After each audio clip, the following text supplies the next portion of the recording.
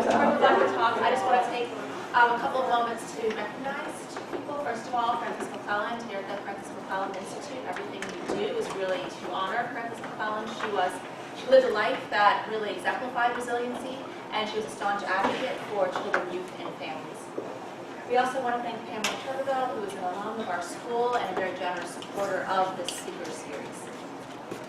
And today we are very pleased to have Dr. Iliana Reyes, as you can see, Associate Professor of Teaching, Learning, and Sociocultural Studies and Second Language Acquisition Teaching in the College of Education here at the U of A. Dr. Reyes' scholarship focuses on a range of key early childhood education issues that center on the roles of family, language, bilingualism, and culture in shaping the socialization practices of children and teachers. She has been funded by numerous organizations. She's the author of over 60 publications. She's an international speaker and conducts research and professional development here in the U.S., in Mexico, and internationally. So clearly she's a very prolific and busy scholar, so we're so lucky to have her here today to share some findings from an interesting study. She has some of her partners here with us today, which is a really exciting opportunity for us to learn about this work. So thank you so much. Thank you, Dr. Melissa, for that introduction. It's a really, special invitation to be here with all of you. I met several of you in different groups or projects, but to be here, to share about this work that is in collaboration with early childhood educators from Head Start locally, and then also, just to get to know some of the connections, perhaps even after today, of your own work and your interests, both theoretically and then applied in the field of early childhood, families, and children. So thank you for this invitation. Also, thank you for being here in a little late afternoon, at 1. So thank you for making it. As you can see, the title is probably a little bit a variation already of the first slide that you had, since we circulated the title for this talk. So it is about children's theories about el muro, the wall, and the teachers, early childhood teachers' documentation of their own experience going through this experience, and to mediate, that experience of children and families to expressions, what the wall means and meant at a particular point when this documentation study took place.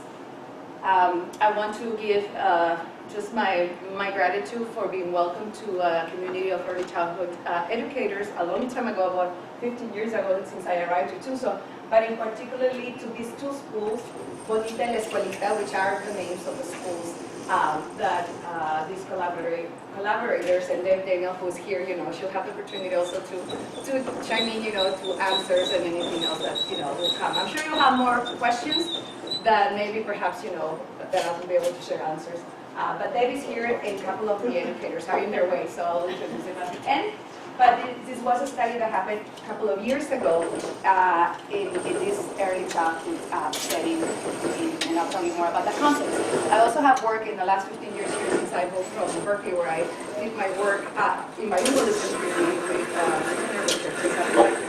and also sociolinguistics. That's where I learned to do most of my analysis and to really zoom in at interactions, with young children, and to think about what they're thinking. What are their theories about, the world, and particularly using two languages. So this is one of the main questions that I think I have set myself, to kind of answer throughout my life. That's what Dan Slovin and Susan told me once a long time ago, like 20 years ago. What do we know? What do we need to know about children's discourse and literacy practices in and out of school? The documentation that I'll share today is within the classroom setting, but always taking the context and their communities as a place where they begin learning about their world. So also to connect because of our demands and different mandates with organizations, and particularly through NACE, that obviously stands for the well-being of children's education across the US, but also internationally. What does it say in terms of responding to linguistic and cultural diversity? So here's part of the statement: for the optimal development and learning of all children, as educators must accept the legitimacy of children's home language, respect, hold in high regard and value, esteem, appreciate the home culture, and promote and encourage the activity, involvement, and support of all families, including extended and non-traditional family units. And I'm sure you're familiar with it because you're studying and you're also integrating in different projects. So this is kind of like that connection to see why is it important to study this linguistic and cultural diversity among our communities. And then to go some the theoretical trajectory for my own work in different communities across the border is to think about multilingualism, but also particularly to bilingualism. I think when you begin thinking of young children learning two languages since birth, or sometimes learning a second language, and we call those emergent bilinguals, as they begin attending an early childhood center, a preschool. So the term bilingualism may mean different things, and you probably have seen several definitions, but just to the average person, when you ask, they respond, it's someone that uses two languages, or you're getting more specific, someone that can use the native control of those two languages. And then to think about some expansion beyond just the language, the language competencies, the language skills that we develop, when we were young. It is often defined that, to include language competency. But we also, in our studies, have gone beyond that definition to include actually the social, the psychological, and the cultural variables that actually impact bilingualism and emergent bilingualism in young children. Today you will see more of the social and the cultural aspect, more than the psychological. I'm a developmental psychologist, so I always refer to some of those variables. But in the last several years, because of also my role in the School of Education, have worked with pre-service teachers that question themselves also, so how can I support those young children? But how can we also support their cultural diversity? I mean, where do they come from? What resources do they have? What resources can we tap into, as pre-service teachers and future teachers in our classrooms? So to frame this from a very socio-constructivist theory, I thought, we talked, and you'll see this connection when you start learning about La Escuelita and Bonita schools. The learning really takes place within this context of culture. And I know culture, we can go and have a whole seminar about that, and I'm sure you have several seminars here as well about the term and what it means. But it is, that specific ways of learning happen because who's around the kids, the children, what resources there are available, what experiences and histories do families have, in order for these children to be learning two languages, but also learning in an early childhood classroom. So we're talking about the social environment in which these children are raised. These provide development of these psychological and sociocultural tools. There's connection to the zone of proximal development, although I don't speak specifically, in that sense for this talk. And the teaching also must be built, and you will see how, in terms of talking about the wall, and particularly because you will see that this was collected just about election time, and that's the reason why the theme emerged in our early childhood classroom. How this learning is connected to children's parallel learning and knowledge, particularly drawing from funds of knowledge that our dear colleagues Luis Moll and Norma Gonzalez, who are retired now, but still locally here in Tucson, did their work, in the early 80s. And then, to frame a little bit further, since I arrived here about 15 years ago, I did a study, longitudinal study of early childhood families in South Tucson, and we follow 40 of them. We interview them. We also learn about their home literacy practices. I have always been interested, of course, about bilingualism, but also then how bilingualism supports biliteracy development, which is, part of the bilingual spectrum, but not necessarily, supported intentionally all the time, particularly in Arizona, right? Proposition, I tend to forget and neglect now that number. It's 203. 203. It was 187 when I was collecting data in Oakland and Berkeley. And then I arrived here as an assistant professor, and then 203 happened. And even though early childhood, the level of early childhood and preschool is not impacted legally, you can see, and I'm sure you have worked, with teachers, and I know that works also every day, to see how we can leverage, that bilingualism or potential for bilingualism. But the teachers are also very committed, of course, that the bilingualism goes forward in terms of the English development. And so you will see many different activities sometimes really targeting English and targeting bilingualism as a transition not to maintain, not for dual language or dual or biliteracy, as we will see here, that actually is more intentionally used to support Spanish development and Spanish and English biliteracy. Okay, so this is one of the parents from that study, earlier study, where the mom speaks Spanish, I'll read in English for time purposes, but she talks about how she always tells the kids to speak Spanish so they can learn it well. And the mom says, I have found advantages when you know two languages. For example, sometimes when I go to the supermarket and there is someone ahead of me that does not speak English, I help them. And just this one, example that represents the 40 families that we interviewed back then in 2006 and then 2008, where all of them say bilingualism is really important for our families. We wanted to support it.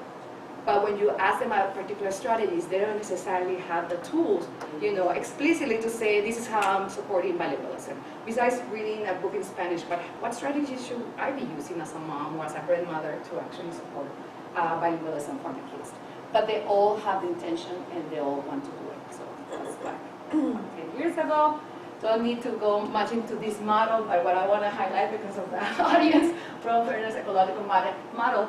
But what I want to say, particularly because I came from, a theoretical and the field of developmental psychology and then sociolinguistics as a methodological, support, then even now in a school of education, I always get talking, to both colleagues, but also student, future, teachers about the importance of looking, more holistic in the way that children, engage in their own learning and engage and invite others to learn with them. So what I want to kind of highlight here is the context and who is around it. The context means the classroom, but also, as you will follow in some of these slides, where the study happened, where, and not only the study from us as researchers and as educators who support the teaching in the classroom, but actually the context in the sense of where they're living every day, because some of these kids cross the border to come actually to the preschool. It is the Douglas in Agua Prieta border. I'm going there in just a second. So the border, the wall has already existed, despite whatever, other theories adults might have and adults in power might have. The border is there, it's been there. In several places very prominently, also if you have crossed the border in Nogales, I'm sure you have seen it. San Diego, Tijuana, I also grew up there, my family's from there.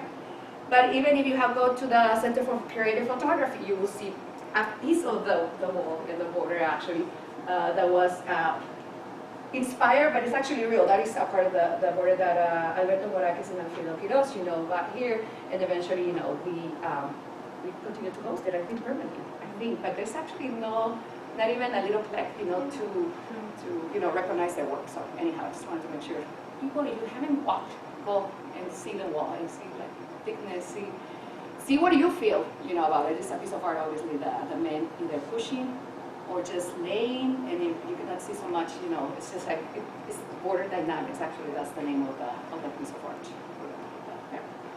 But then also just to think, what it means for us and for kids in this study, that they walk and they get a sense of different cultural resources and what the border meaning not only the geography, not only the wall, but actually part of the biculturalism that exists and that they cross. Sometimes they don't, we'll tell you, they cross, they live, in different contexts. Spanish, knowing, certain cultural aspects of, from food to references, of history and several people that are important in their lives.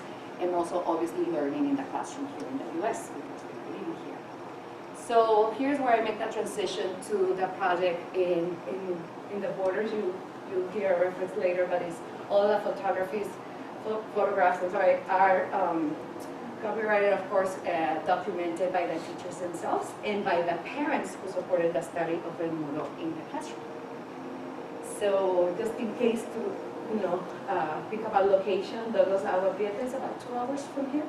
And so we are located here, but with the support of Dedi and Tere Acevedo, who's one of the also co-authors when we published this study, went together to Agua Prieta to have several meetings after the project had happened. They have done the documentation. And then just to give you some additional context for the geographic population, it is a town in this side of the border, Douglas, with about 17,000, class, and then they also speak and hear, English as a primary language. About 82% of the population is Latino. And then, let me see if I think I left the statistics for Agua Prieta side, which is about 80,000 population, right? 80,000, and also very much bilingual because Spanish is the language spoken in Mexico and throughout, but also because of the border region, they speak a lot of English as well. I just want to recognize here our colleagues in child parent centers, that they lead the Head Start, and there are these schools, that serve birth through 5 years of age in 5 different country areas in southeastern Arizona, and that's what Debbie and other colleagues lead here in southern Arizona. And we have collaborated also with Tucson Children's Project, and of course, they have had many years of history serving our communities. So let me frame how the teachers started documenting and where the tenets and also pedagogical approach is inspired. And it is a Reggio Emilia inspired preschool, but it also a Reggio Emilia inspired curriculum, right? And even though Reggio Emilia educators do not call it a curriculum, with the Head Start has to be framed officially, as you can imagine, in a way that they understand that it is, framed with the particular elements, pedagogical elements, but also theoretical, and then the connection to evidence, because it has to be research evident, of course, everything that is at different levels. But it's not only that it looks, really inspiring and beautiful, but it actually is inspiring in the sense that has inquiry, it's inquiry-based, and it's inviting for kids to ask questions and to be engaged in these activities. So the image and rights of the children and family are the core center of this project and the curriculum and activities that are designed. There's observation, listening, and documenting of the different ideas and theories and problem solving that kids, together with teachers, and in this case also parents who are invited in this project, help together, to pursue their objectives and goals in a particular activity. There's obviously the creativity and imagination that is equated with the critical thinking. So it's not only about art, and you probably, if you have been in a Reggio inspired classroom or context, it's not just about having different colors. It's about how colors are connected to theories and how children use more than 99 languages, it's called the 100 languages, for children to experience. So I always tell my colleagues, and we have had several dialogue in terms of saying that bilingualism is only one of the languages of the 100 languages, but it has to be thought as a way that children live their experiences besides speaking and reading and writing. And then to think also, this is a very important point for I know for my colleagues in Head Start, to think about how qualitative and quantitative measures are equally important in terms of ongoing evaluation of the children's learning and speaking. So, but I know that's a big issue. That's another seminar. But we'll tell you about how the project started. And basically, it was about August, September, and the said newspaper, emerged, in the sense of the community. It was in different stores and things like that, and some of the kids also had it in their own home, and then it came across also in the classroom, in this early childhood classroom. And they talk about, and the question was posted in the little newspaper: do you support President Trump's proposal to build a wall? We translated to muro. This was hard actually for when we were writing the article to the wall, how to translate to muro, or reja, or there's all these other synonyms for that. But this inspired the teachers to invite the kids to actually take a field trip to the wall, because it is only about less than 2 miles, a few blocks, from the early childhood center. So from this inquiry, of an official question in a little newspaper, actually sparked the interest of teachers to invite the kids to be thinking, well, this is a real question that our families, our parents, and ourselves as teachers, actually, they mentioned too in the focus group, they were going through, this was very, very important. I dropped my phone just because of time. When I be carried away, with details, but we'll leave some at the end, some time to ask questions. So there's the trip, and all the kids, went into, just walking, and were able to come back, and that was safe. So the early childhood educators began with various questions at various points in time, and also to think about invitation, because not all of the kids were interested in saying, you know, well, why do I see some kids cross the border, but some kids, regardless of the proximity, have never actually really thought about what the wall meant for them. So it doesn't mean, you know, that how many kids per classroom and so it was plus 2. So because there were 2 schools participating in the studies when it expanded.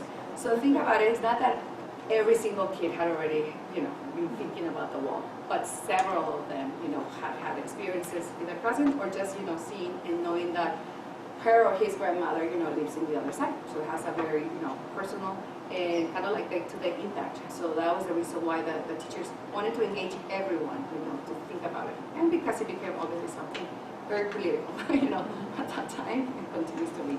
So they began several questions like, what is a fence? Why do you think we have fences? They also wanted to connect to young children's, you know, experiences. If you haven't really experienced the wall and the muro and all this political, you know, discourse yet, why do you think, you know, fences exist, you know, around our communities? What do you think these fences are for? What do you think fences are made of and why? So think about materials, and of course, from a Reggio Emilia perspective, that's really important. Where do you find fences? So I'm apologizing in the sense that we are not doing justice, you know, for a project that happened over almost 2 semesters. That we started in the fall, but it continued through the spring semester for the kind of representations that they created from the theories that they talk about. So this was something that they had small groups, and then they became committees, and then the committees, you know, had different responsibilities in terms of how are we going to represent the wall, you know, and what do we think about the wall, and each team and community had to present, you know, with each other. So that took several months. So again, in these 50 minutes is not fair, you know, for the whole work that has gone into this. But, children were very interested in representing their own homes, as you can see, their own spaces that they were familiar, and they began this long-term project and observation discussion. So you can see here, you know, how through drawing, which is, you know, something that young children 4 to 5, you know, like and enjoy doing it, but also they were invited by the teachers and educators to start thinking about the kind of fences that were part of this project. There's a couple of seats here, 2 of our additional colleagues just arrived, so So, and then in addition, you know, to then starting small in terms of connecting to their own homes and what the fences were. Many of them will have quotes that the teachers, you know, documented. Then they started to think about how is this represented in our community. So it went from very local to then community local to then to border, you know, the trans-border that I call to, you know, local context. So you can see here the kids already represented through different materials. You can see there's kind of like a drawing on the bottom because of the paper that is provided, but then the kids can use, you know, all these different materials from wooden, you know, to baskets to other different materials that are available and that are invited for them to represent. So what were some of the theories that they were telling us about?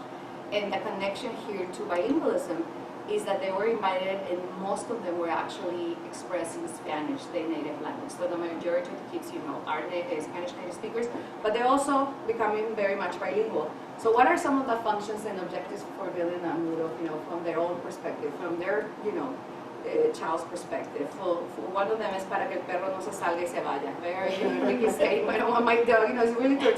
So the dog doesn't get out and then goes away, walks away. I put, you know, wait, translate the one that walks away, goes away. Es para que en la escuela no se roben los juguetes. If you think about it, what are the most precious, you know, objects and, you know, protagonists in their lives? So the toys, but also the dog and also the toys. So no one can get into the school and actually take away and steal our toys. Es para que nadie extraño entre nuestra casa. That one is about security, feeling, you know, secure around my own home.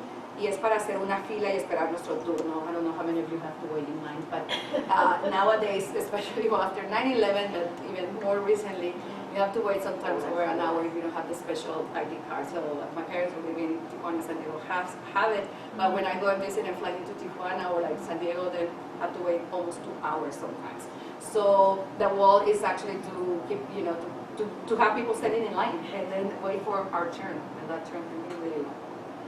But then the teachers, and here, present, two of them, are, invited also the parents. What does it mean, you saw that the fence looking over Douglas, like you just see the fence that it's great. But then the kids started talking through many different challenges, because I'll let them speak at the end, in terms of, there were some challenges. Not everybody was interested, like, it's a wall, it's a wall. But when they started inviting different materials, but also photographs, like the parents said, oh, but we cross the border so often, if not every day, maybe in the weekend when they visit a abuelita or a relative. Then they started, to take these images with their phones and share them with the teachers. And so the teachers, very strategically and very intentional, started printing them, and not only in black and white, because I know that was part of the process, but then in color, in order for the kids to start to think, what does it mean, For example, I'm sure you know about the monarch butterflies that travel from Canada all the way to Mexico in a very special place. If not, I invite you to do some research about it, but this is some world that is there. It is very significant, and you'll hear some quotes here by one of the girls. When the teachers ask them, again, the same question, and when they see these mural, very colorful, very beautiful on the other side. But what do they say about it? What does the mural exist, and what does the pasaporte? So they say, porque ellas, they refer to the mariposas, pueden volar donde ellas quieran y no necesitan pasaporte. So that they can fly everywhere they want, they do not need a passport. So think about that. The teacher didn't ask them particularly about a passport, or particularly where do they cross, or where they're coming from, but they know the butterflies flies as, they have wings, and they're animals, they can go and cross the border. But there are other animals like cats and dogs that cannot cross because the fence is too high. So they started having conversations, and going beyond theory, then starting to having very, real conversations in terms of, what impact would they have in these animals. Animals obviously that they care about and that they, have pets, but then they also go beyond that. I'm gonna go into some of the other quotes before telling you more about the representation through drawing and other materials that the teachers use. I have to weigh in linea, and I don't like it, but Mr. President, and they even had a plea, and then later they write, with their emergent writing, they also start, writing letters to the president, please don't take that lizards away. The child was very worried that the lizards wouldn't be able to cross. So this is, again, think about, the children's, worries, fears, and immediate, needs, to protect those that they love. One child was worried one country would not have animal because the animal could not cross over that one. So you have to have big cards to say you can cross. The child's father could not cross into Douglas. Conversations got into a very sensitive, level, in the sense that for some children, their own parents or grandparents could not cross the border. In particular, they relate, to the passport, and to this big card relate to the passport. So let me see here. There's additional quotes about their own environmental state of thinking. So think about, how they're saying the animals were even happier, meaning before, they built the wall, because they were friends with those animals from Mexico. So they're already, think about also, we didn't do this, microanalysis in terms of space and time, in that sense.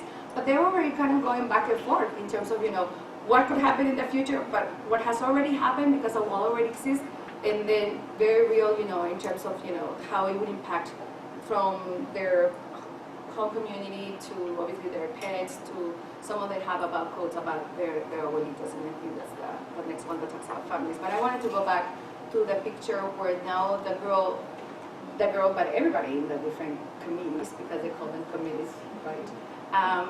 They actually were invited to then represent this mural in different ways, in the ways that they want to. So they have obviously the basics, I call it, for drawing and, writing, but also, as you will see some pictures at the end, they also have very many other materials, the 100 languages for them to express. So you will see that. So here, here are some also the families were also invited to share, some of their concerns, some of their, own expressions about the border and what it meant for them. So the families expressed these similar concerns when they were asked about their hopes and dreams. they were actively thinking and asking about what their children were expressing and learning about. So something that happened, I think that it was really engaging in this project was that the kids, of course, went to talk to the parents about what's happening with what they were doing, as part of that project. That's when the images came, an invitation for the parents also to talk about what it meant in their day-to-day. So some of the quotes here, the teachers documented. When he comes to home, he talks about the fences and the border. He says it is made of metal and very high. The day you talk about what they would tell the president, she said, we would tell the president it is not a good idea because she likes the Chinese food and ice cream in Agua Prieta. And she will not be able to see into Mexico. Sorry, I don't hear the spelling here. But basically, again, something that they do every day. I don't know how many of you have actually experienced living across the border. I certainly have, even though I'm from more of Sinaloa. My grandparents and my families are in the border, Juarez, El Paso, and then Tijuana, San Diego. Something that you do naturally if you're privileged enough to have the passport and the legal documents. But if you don't, then you're in one side or the other. But the other people exist. The other lives exist. And this is happening in classrooms here in southern Arizona. So this is one example, one beautiful example in the sense of also expressing that because of the issue, we both really have to deal with this issue. But I wanted to share that also in Nogales and even here in Tucson, we have worked and with several colleagues at Ochoa too, when we had the magnet grant for Reggio Emilia Inspired School, where all of a sudden, certain children didn't come back to the classroom. So imagine how that impacted also the other children. So Roberto is not here for 3 days, so where did he go? Or even, if Emiliano is there, but he's very sad because maybe the dad, was taken away. And you saw also a family just recently separated last week of, of a mom and a daughter right here in town. They would just stop light and actually separated them into custody for 2 days. So anyhow, think about it. It's not just about us politically, thinking one way or the other. It's for us to think about how this is impacting families and communities, and in what ways can we support young children, to express themselves. Again, I'm not going to go into the psychological side here, but really the opportunity to take it, and I think that's the beauty of the project that the teachers documented.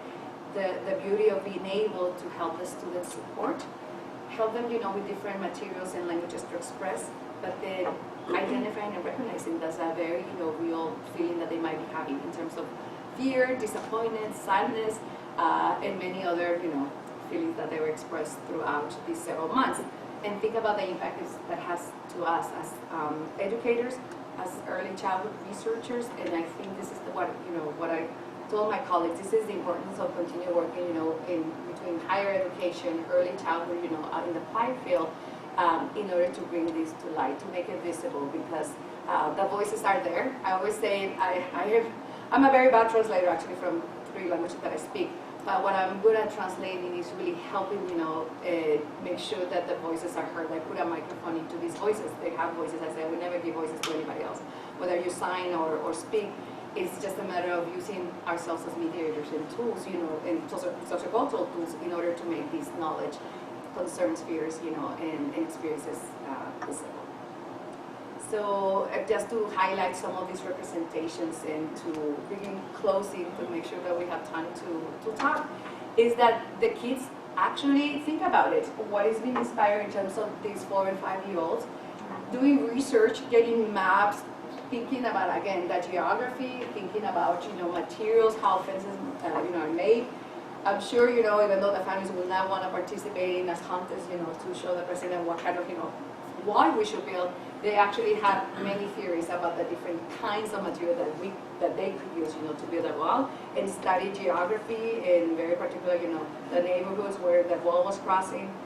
And then through the support of the teachers and the increase that they did for all these different months, the kids then represented through their different teams. This obviously is not a 1 day or 1 week work, it's several days.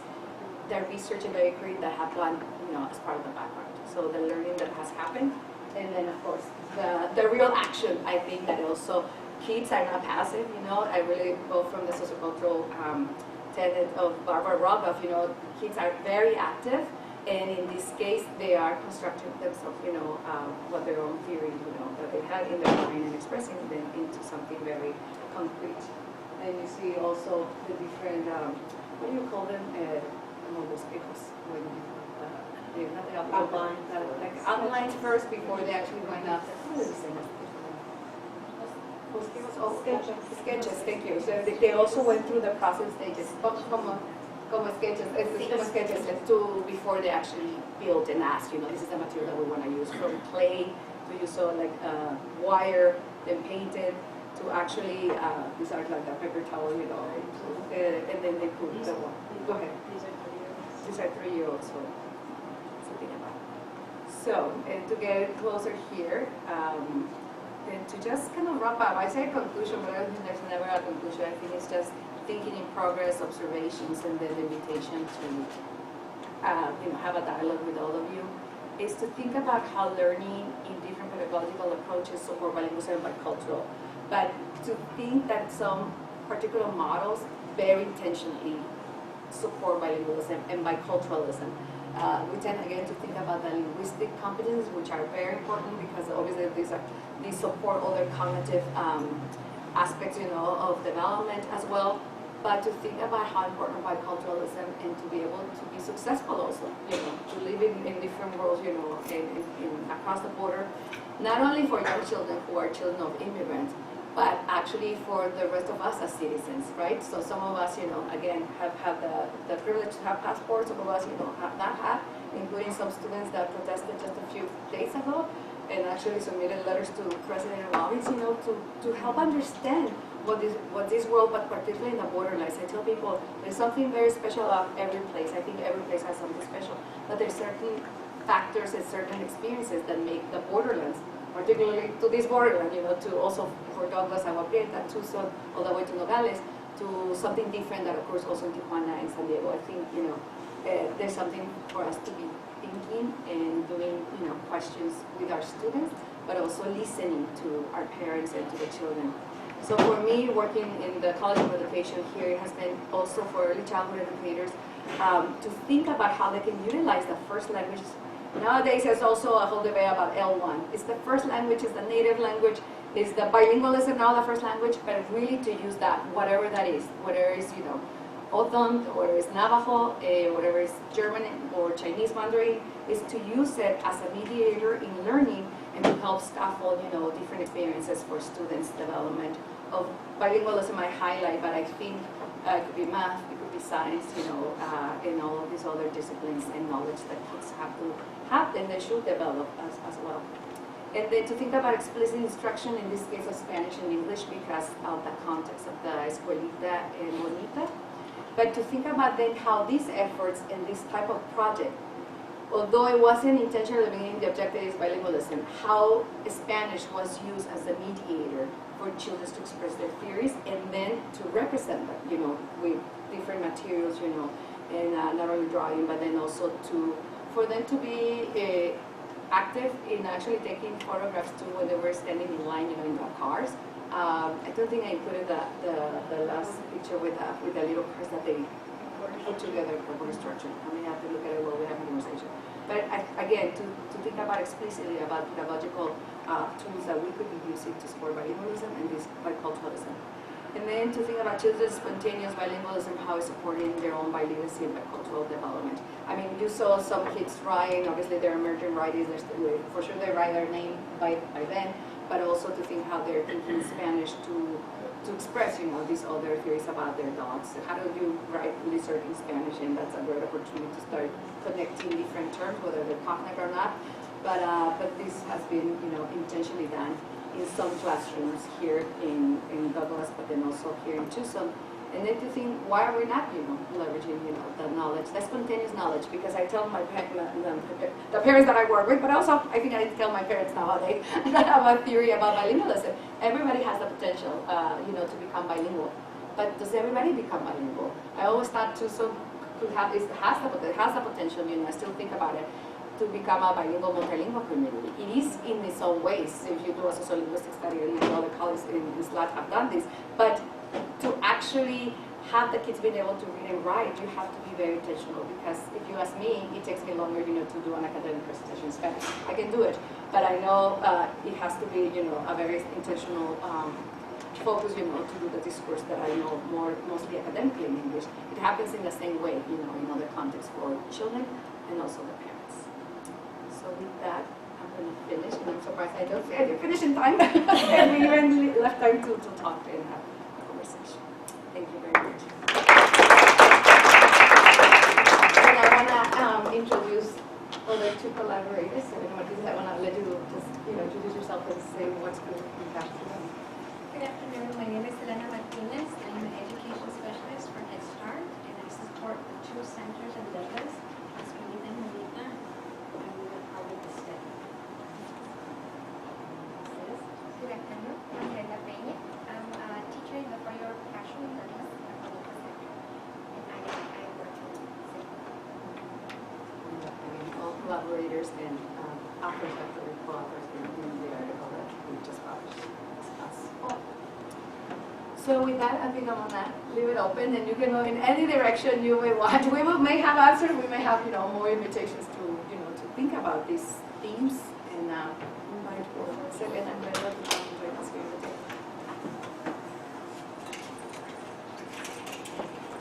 Yes. Well, I've had the opportunity to work as a teacher, educator this semester, teaching structured English immersion to pre-service teachers in the early childhood program, and the classes offered at Ochoa.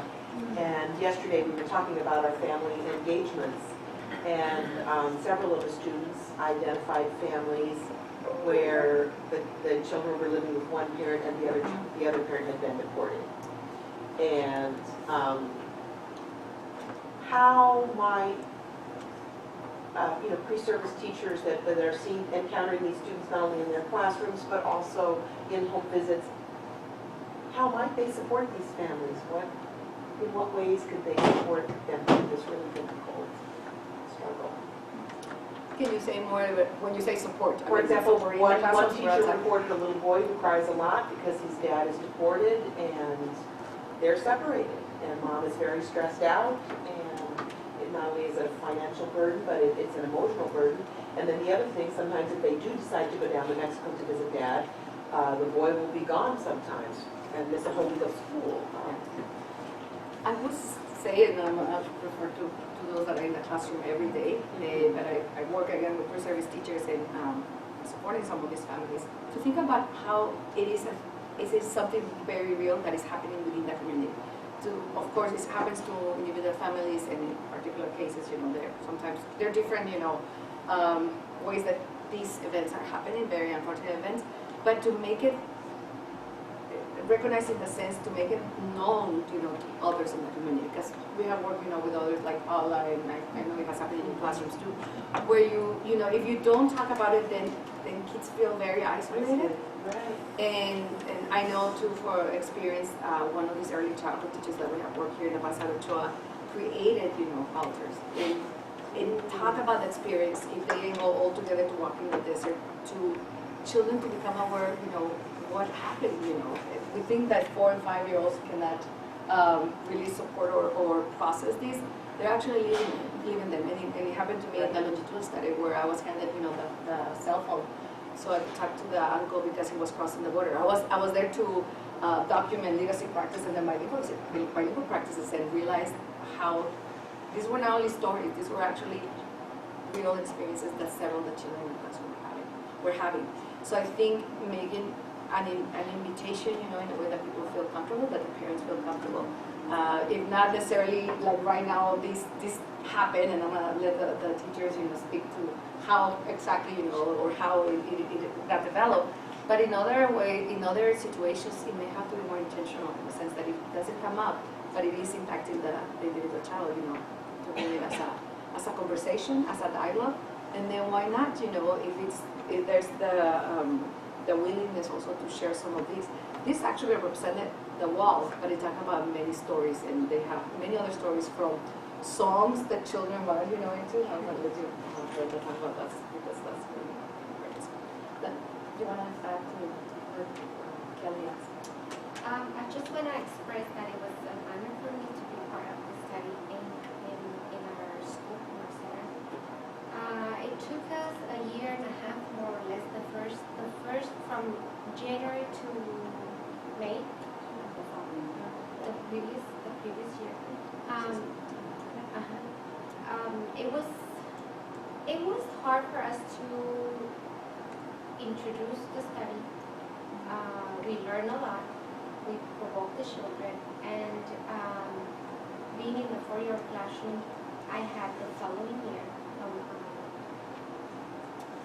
August till May, to work with the returning children, which were the ones in the 3-year program. And we had the opportunity to expand a lot more the study than the 6 months before. It's so sad that it's still happening, because right now I have one child who lives in Barcelona. And like you're saying, I had, last week, he had an accident, and when I mentioned, I'm gonna go mommy so he can bring you extra clothes so you can get changed, he cried so much with a strong feeling, and I couldn't understand why, where he was coming, and he goes, no, I don't want to go to our Prieta again, because then I'm gonna have to come back to school, and I'm gonna have to wait 2 hours to cross again. So the problem is there, and it's affecting us. It affects me as a teacher too, because I've working with them and spending so much time with them and getting to know the family dynamics, and you take it so personal that you don't want these kids to suffer and go through what they're going through. And it's so hard. One thing that we do is acknowledge their feelings, and we talk about it, we make them feel, we explore their feelings, and we talk to the parents, and we provide, as many resources as we can. It doesn't end there. We make them feel like, make them feel better, and they all bring those conversations. And so now the other kids that are in the classroom, whenever he's late or he's absent, they have those theories, and they'll say, oh, maybe Luis couldn't pass the board today. Or maybe, and then he'll come and say, teacher, I'm sorry, I'm late today, but my mom had to do a lot of things before. So we cross, and then we have to wait a lot of things. But I think that working with low-income families, we see this problem on a daily basis, and it's not a conclusion that you said, it's not going to stop there, but how we can support those families And another effort that needs to happen, from different venues, not just, not only the teachers, should line, that responsibility. And so just to add on in terms of what Ruth is sharing as a teacher, the idea, our philosophy is very much in line with realizing that with competent children and their families and the competency of staff is to address the hard topics with young children. And these children started as 3-year-olds and 4-year-olds, and so when you think about that potential, the idea of being able to face hardship, and when you do that as a community of children and co-learners together, there's this remarkable idea of empathy that is built within that community. And so, and for every child, we don't use any kind of prescription. It's really about what is the child sharing. How are they understanding? Where do they want to take it? Where do they want us to help them take it? And that includes the voices of the parents. So with parents, in terms of this, relationship, strength-based and empowerment role, how much people come up with solutions. And part of our job is to help them find those. We had a question. Yeah, I hope it's a quick one. So I learned Spanish later on in life when I was about 20, 22, And then I started getting jobs as a customer service, and I would be the weird white guy speaking Spanish, like at a bank at the teller line. And I would have a lot of coworkers who were of Latino descent here in Tucson who didn't speak any Spanish.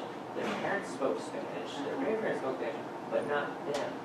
So I'm wondering if you've seen, just in studying, looking at bilingual communities, a change in attitude towards having a bilingual, because it sounds like from what you encountered there in Douglas, that it was a big thing that everybody was bilingual, or it was a good thing to be bilingual. Whereas my wife is Latina, but she doesn't speak Spanish, or her grandparents don't speak Spanish. So, like, has there been a change in attitude towards speaking Spanish in the home?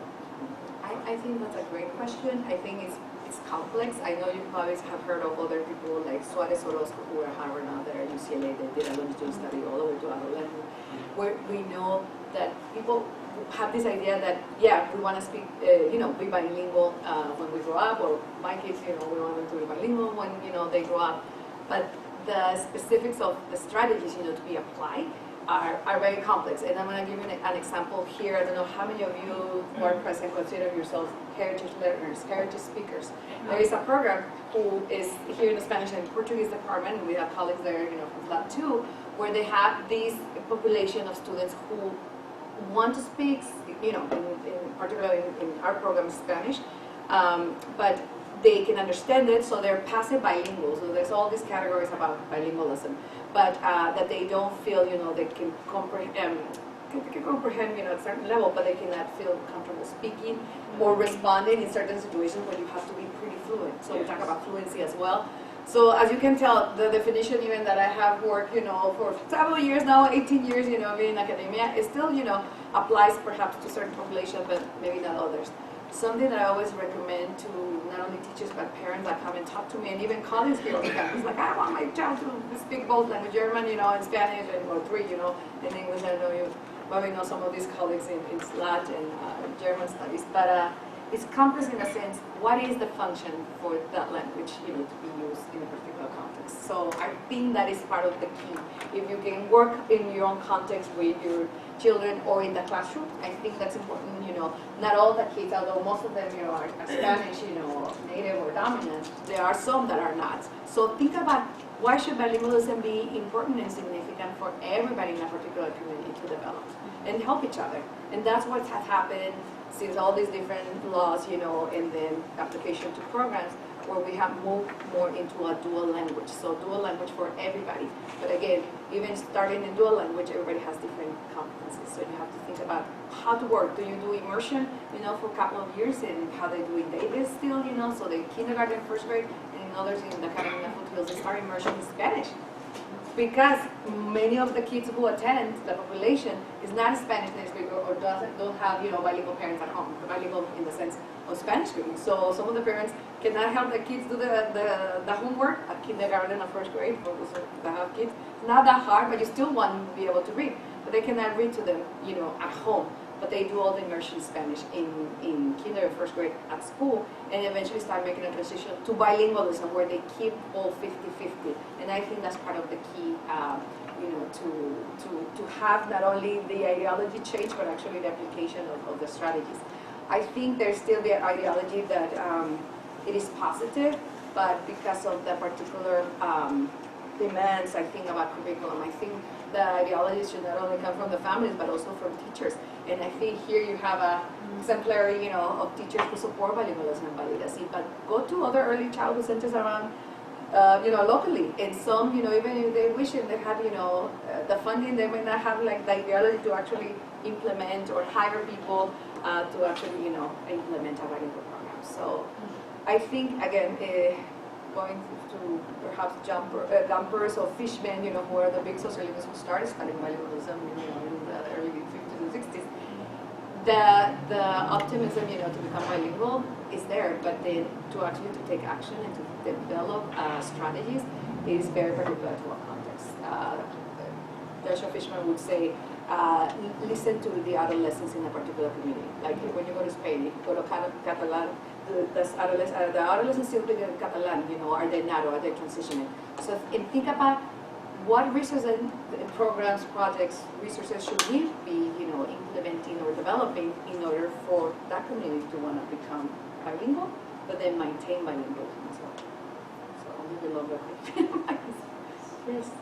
And I'll also offer the reality of historical trauma of parents. My father, who's in his 70s, who went to Ochoa here in Tucson and was punished for speaking Spanish, and then had me and put me in a private school where I would not be traumatized through that kind of discrimination. And so I wanted to learn Spanish. I grew up hearing Spanish. I can speak Spanish, but I'm not comfortable with it. And so therefore my adult children aren't bilingual. They want to be bilingual, but I wasn't a good enough language speaker to teach them. So there is that historical trauma and that lens of culture and history that we can't ignore. I mean, a long history of the way the United States has treated Mexicans, whether they're American-born or they're immigrant. And so there's that to consider as well, which I'd offer to you as well, in that children can handle history, and there's some element of triggering traumatic responses, but also of empowerment, of the resiliency of people, or the reasons why people migrate, and the opportunities that parents are trying to give children. That can be very empowering to reclaim, the space of my parents are doing this for me, for better life, for education. That can be a great motivator.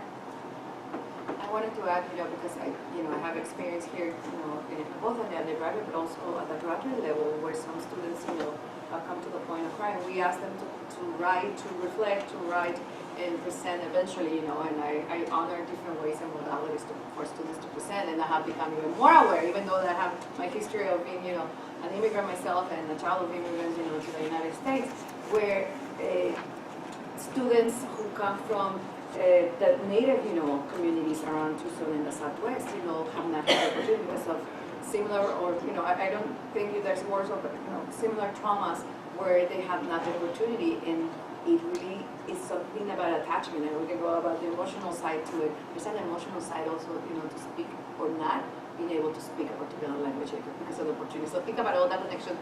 Did I have the opportunity or not? Am I here at the U of A? Am I able to attend the Heritage Language Speaker Program, or not have that opportunity now? Or do I feel even comfortable, of now putting myself at 30, 40, or 50, to actually go through that? Some, are risk themselves, and that's great, I think, and I've talked to several of my other, professors in the past, where there's no, even though there is the second language, acquisition sensitivity period, there's not that possibility period where you cannot learn. And I'm in that, in the linguistic side, I always say you can become bilingual, but that it will be harder, yes, that you have to work harder and be more intentional, yes. But again, thinking about what opportunities do we want to provide young children, and thinking that bilingualism is happening spontaneously, but if it's not intentionally supported, that bilingualism will go away. It will be sometime, there's somewhere maybe in the brain, if you start activating and tapping, eventually, those theories and linguistic studies. But if there's no sociolinguistic, reason and function to have it and use it, it won't be there. You won't maintain it. So I think that's where we have to really think about bilingualism to be intentional beyond spontaneous. So I was wondering if you could tell me, what in terms of takeaways from the work that you did in teachers' documentations, what would you say are the key themes, salient themes of how children theorize about the law? That's a great question. The key, I think they can theorize because they know it's there. So it's real for them, and it's real not only from the newspaper, but that's also part of reality, newspapers, and for us, internet. I'll let the teachers talk a little bit more about that. But it's real because it is a emotional and geographical, border that exists for these kids. But I also say not only the kids that live, 2 miles or a few blocks from the border. It is part of this more. And I have to name my colleague, Ana Larry, who's the department chair for Mexican American Studies. We have submitted and have worked on a theoretical framework to talk about the students we share. And it is more about adolescents and DACA students, but we talk about there is this ideology, but also representation of for students that they belong to both. It's not that they don't belong to either side, and that's more political later on. I think I told Anna, I think people, people and administrators and us as professors need to understand that it is not only because they're now here, they've been here for 20 years, and even when they have now, legal documents, some that are lucky and privileged, to be able to do that, they're still part of, both borderlands. So for these kids, that is part of that reality. So I think in terms of theorizing what the wall means, it means fear, it means, emotional attachment to, the parents or relatives that might be on the other side. But it also means very realistic in terms of the pets, because, pets are something that kids, attach to. So think about opportunities for projects that can actually help them process what the wall might mean right there, across. Is it different across Canada? Maybe you think, maybe that's an expansion, for minutes to think about the border in the north. Is it different? Do other people experience borders, differently? And even myself working in central Mexico, the border means something different now for when you're in Guatemalans, coming through the south border of Mexico.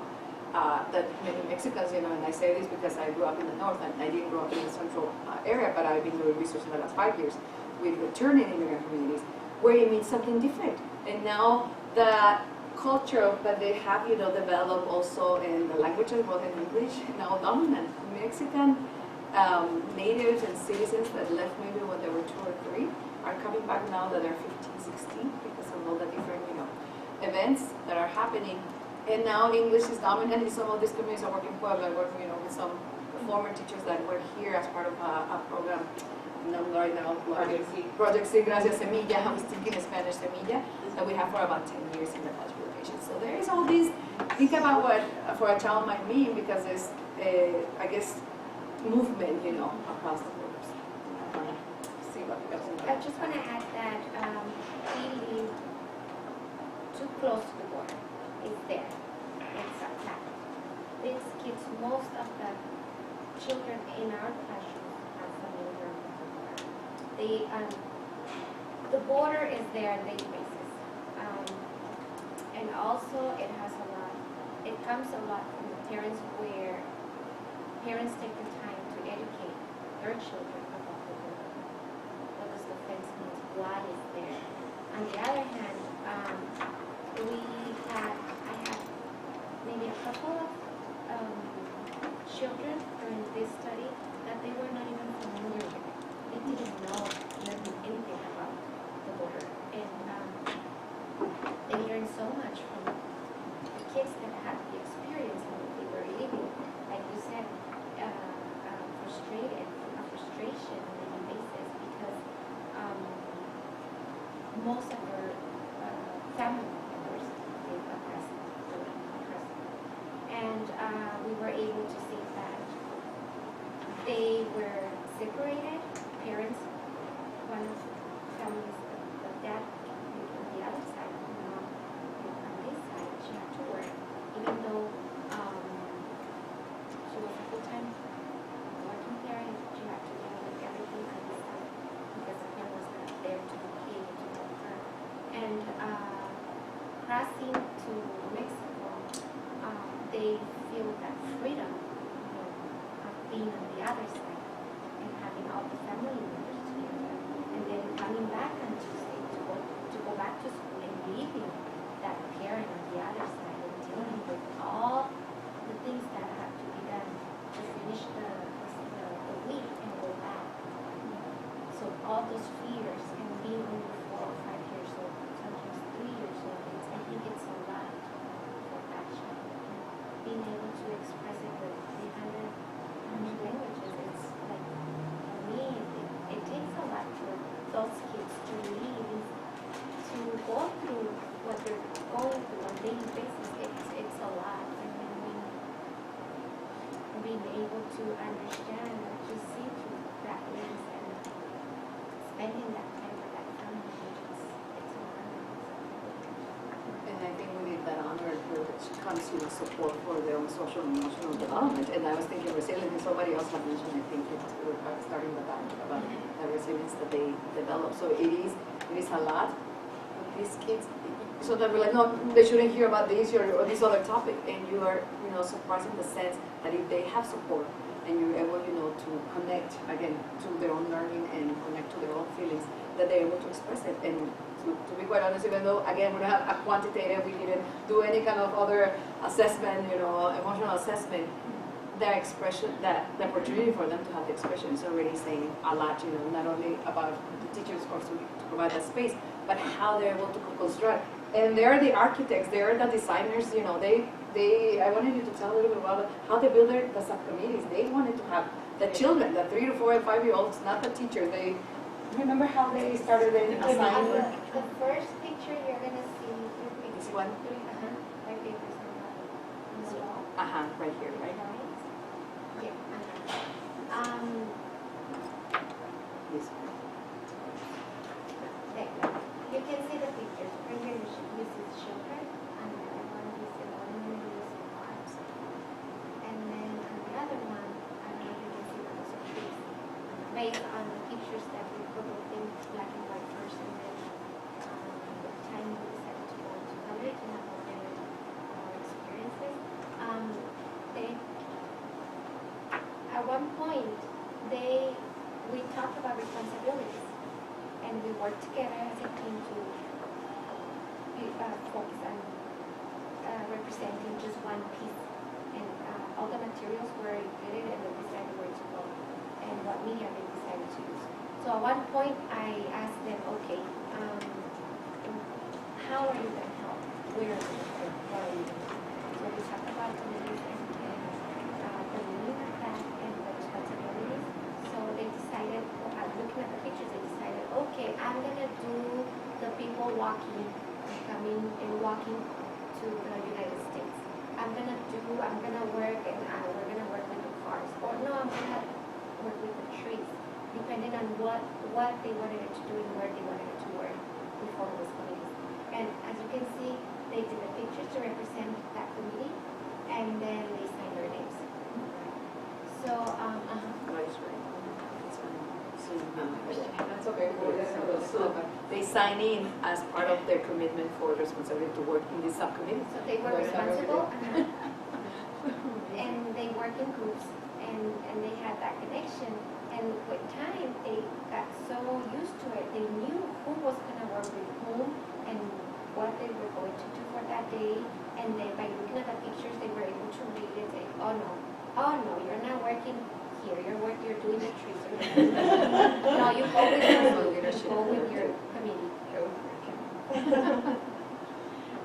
But one of the things I love, there are two really beautiful structures in terms of three-dimensional work, in terms of the border crossing, and you can see the road and the sign and the trees and the cars, and so each children in those committees took a piece of that and worked diligently on that. And then there's another beautiful butterfly wall, which is part of this structure.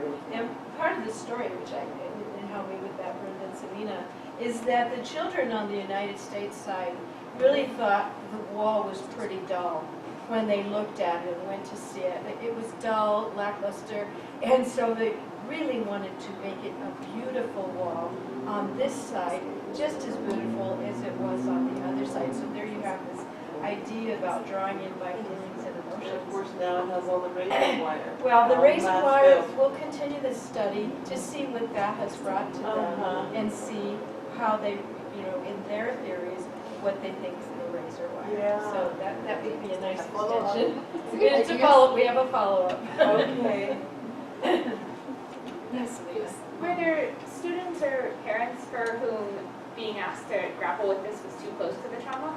And if so, how did you guys deal with that? And then sort of a tie-down question, how much of a difference would you estimate that the teacher in that classroom makes and her, or I'm guessing, experiences and connections? I'm going to start with the last one, and I'm going to refer to them. I think the teachers are mediators, of how to deal with these expressions, for the children, but also with the parents. I think, I can, just from hearing their stories and learning about their experiences, because they will also invite them, to participate. That's how the teachers, invite them do not only big picture, but to talk about what they thought about it. And then they also have this other project that I know it's a hopes and dreams, so they also gather some of that information because it is connected, you know. You come to a place or you take your child to a particular center, your early childhood center, with the hope that the child learns and experiences, you know, certain things. But I'm gonna let you know, maybe speak to the first one in terms of the closeness of the trauma. In regards to trauma, there was one family, if you go back to the picture, Sure. that has a few pictures together. Okay, that's the last slide. It was a shared family. So in teacher Brenda's classroom, she can talk more about that. She does love messages. So, Sorry. and this was in the 3-0 classroom.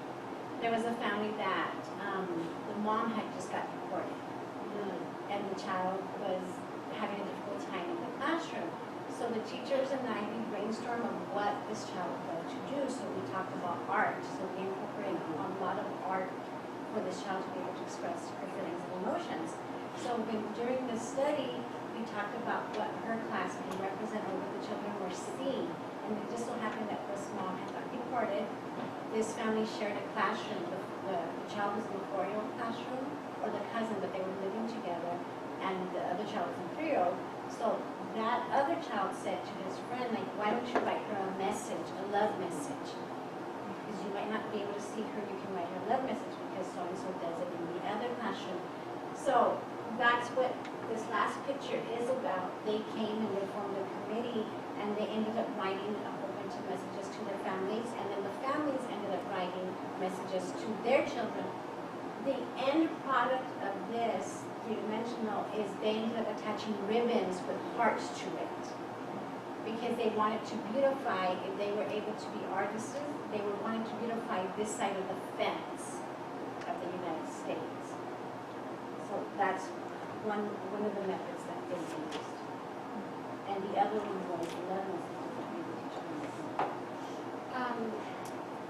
As you mentioned, I provoke my children and I ask them, if you were an artist, what would you paint on this side of the fence? Spending time looking at pictures on the other side of the border.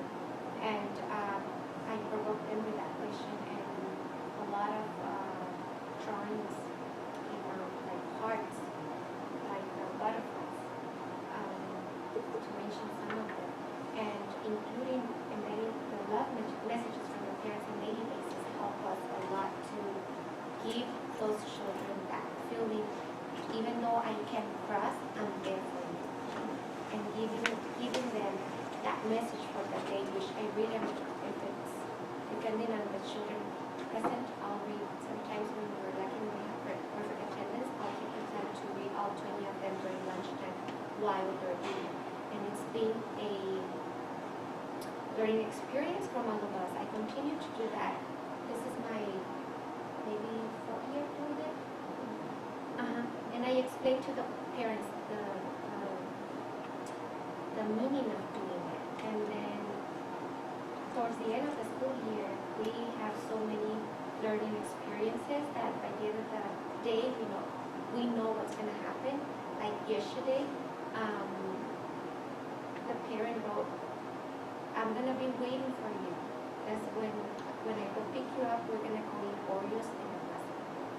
So all the kids wanted it to go with that. Wanted it to go home with that child because mom was telling them what and what was going to happen at the end of the school day. And it's that connection. And the way I see it is that one child says, teacher, we're all like a family. We're all like a family. So with those messages, I feel like we have a big family, a strong family, to where we have that connection of family, and we know what's going on in which way or another with all the families. Like this little boy that just had a little sister a day ago, and we were all excited about when is the due date, when is the due date, when is the due date. So at the end, I was reading it, and then I had to stop because I read the baby's here, and I'm like, what? So we got all excited about it.